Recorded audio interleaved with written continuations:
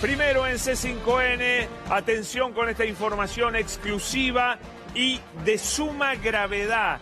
Estos son los informes que prueban el espionaje ilegal en la cárcel de Seiza. Así se espiaba a algunos presos relacionados con el kirchnerismo. Esta es la prueba sobre cómo se armaban los informes, cómo se hacía el espionaje y cómo le llegaban después esos informes, por ejemplo, a Mauricio Macri. Miren, esto es lo que cuentan. En el caso de Amado Vudú, Suriano había desplegado un entramado de agentes de inteligencia con soporte de la AFI en lo que hace a los medios de escucha, desplazando al Grupo Especial de Intervención, esto es del Servicio Penitenciario, en los distintos traslados del mismo, en razón que el personal de ese grupo se negó a efectuar las escuchas. Después vamos a ampliar con Gabriel Morini esto. Entonces, como se habían negado, se arma este otro grupo. Lo ordenaba Suriano, Juan Silveira, segundo de Suriano, muy involucrado con la AFI. Así agentes de la Unidad 50 se vestían con el uniforme del GI, pero no eran del mismo. Mírenlo, el operativo que habían armado. Se disfrazaban de agentes del servicio penitenciario, pero no lo eran. Querían saber con quién y qué hablaba Vudú. Incluso en las celdas de la alcaidía de Comodoro Pi, los celadores reportaban a la U50. En el complejo, el grupo IRI, que era una pantalla para tenerlos a todos juntos en un solo módulo. Esto lo inventó Juan Bautista Maíquez, El módulo IRIC lo inventó Maíquez. Le daban visitas el mismo día para acotar los días de intervención de la U50, claro, para tener que investigar a todos juntos. Revisaban todos los vehículos posibles de las visitas, ya que en el estacionamiento del complejo no había cámara de seguridad, estaba lleno de agentes de inteligencia que podían espiar. El puesto de control externo era el filtro, porque sí o sí debían pasar por ese lugar, claro. Hay un prefecto que fue retirado hace un mes, que fue el director principal de seguridad del Servicio Penitenciario Federal, que está dispuesto a hablar y a contar todo lo que pasaba en los complejos. Lo retiraron porque se negó a instalar un centro de monitoreo en cada complejo, donde estaban alojados los exfuncionarios K o empresarios. Eso disgustó a Maíquez, mirá, acá aparece Maíquez, y al director nacional, y porque Suriano, con la ayuda de la AFI, desplazó a la Dirección de Seguridad sobre la custodia de los testigos protegidos, pasando todo al ámbito de la Unidad 50 del Servicio Penitenciario Federal. Fíjense cómo sabemos ya cómo se manejaba este hecho vergonzoso. Mirá, te cuento que uno de los espiados fue Aníbal Fernández en la sala de abogados del Complejo Penitenciario Federal 1 de Seiza. El mecanismo fue el siguiente. Aníbal, como todos los abogados, debía dejar los efectos en un locker de la sala. Es una sala del Colegio Público de Abogados, y se llevaba una llave. La cuestión es que la 50 tenía una copia de cada llave de ese locker. Cada vez que ingresaba al módulo para entrevistarse con los detenidos, los agentes de inteligencia de la U50 realizaban la apertura del locker, revisaban el teléfono, en especial el de Aníbal, y de los abogados que tenían la misión de espiar. En el caso de Aníbal, le revisaron el coche todas las veces que concurría al complejo, le escaneaban el GPS del coche y, según información, hasta le habían colocado un rastreador en el mismo. Quien habría autorizado que se lleve a cabo esta operación de espionaje fue la entonces jefa del complejo, inspector general Sonia Álvarez, actual número 3 del SPF, autopostulada para ocupar la subdirección nacional, haciendo operaciones entre el personal para ubicarla como candidata a ese cargo. La razón de esta misión se asentaba en la creencia que Aníbal hablaba con sus clientes sobre millones de dólares escondidos en algún lugar y él actuaba como intermediario de Cristina porque supuestamente sus clientes eran testaferros de ella.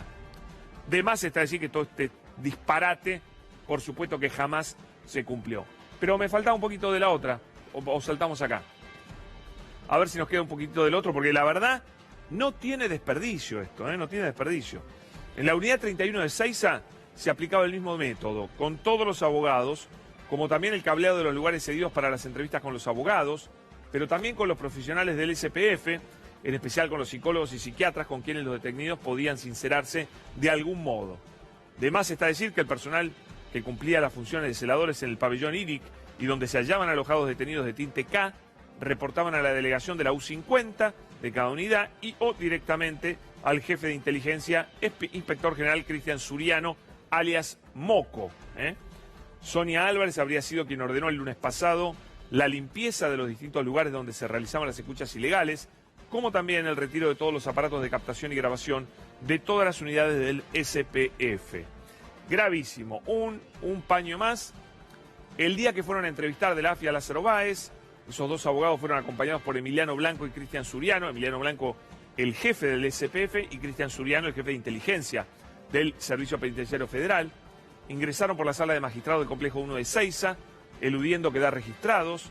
Fueron acompañados por Sonia Álvarez, la jefa del complejo, quien goza de muy buena relación con el juez Villena, y reportaba en esa época a Juan Bautista Maíquez del Ministerio de Justicia. No consta ningún registro de entrada o salida de sus abogados, aunque el director del módulo donde estaba Báez era el alcaide mayor Gustavo Roa Mercado, quien goza de concepto de excelente funcionario, que resultaba muy puntilloso respecto del registro de todas las visitas que ingresaban al módulo. Pero esos datos los guardaba para su archivo personal, ya que tenía la orden de no informar ni registrar ninguna de esas visitas. El resultado del oficial de mayor grado en el módulo, en ese momento, y responsable del mismo por lo que sabe el día y la hora en que ocurrió esa entrevista. Esa era una entrevista para apretar a Lázaro Báez, ¿no? Por eso es tan importante el relato de cómo se hizo, porque ahí lo fueron a apretar, a extorsionar a Lázaro Báez para que confesara cosas que Lázaro Báez nunca dijo. Nunca dijo, bueno, porque querían que mintiera, que implicara gente y demás. Estos textos dan cuenta clara y transparente del horror que ocurría puertas adentro de los módulos penitenciarios con los presos relacionados con el kirchnerismo o empresarios. Todos investigados por el servicio penitenciario, por el accionar del grupo de inteligencia del servicio penitenciario, que además se disfrazaba para los traslados, cableaba el lugar, violaba toda la intimidad, la relación con los abogados, que es el principal derecho que tiene un preso a su defensa, por supuesto. Le grababan las conversaciones con los familiares, con los abogados, revisaban los autos de las personas que los iban a visitar, les chupaban el teléfono celular para duplicarlo mientras estaban con los presos. No dejaron desastre por hacer.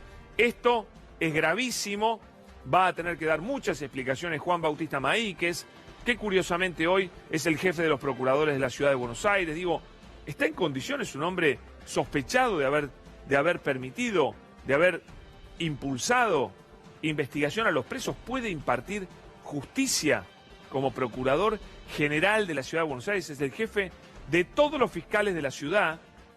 Sin embargo, está metido en este desastre.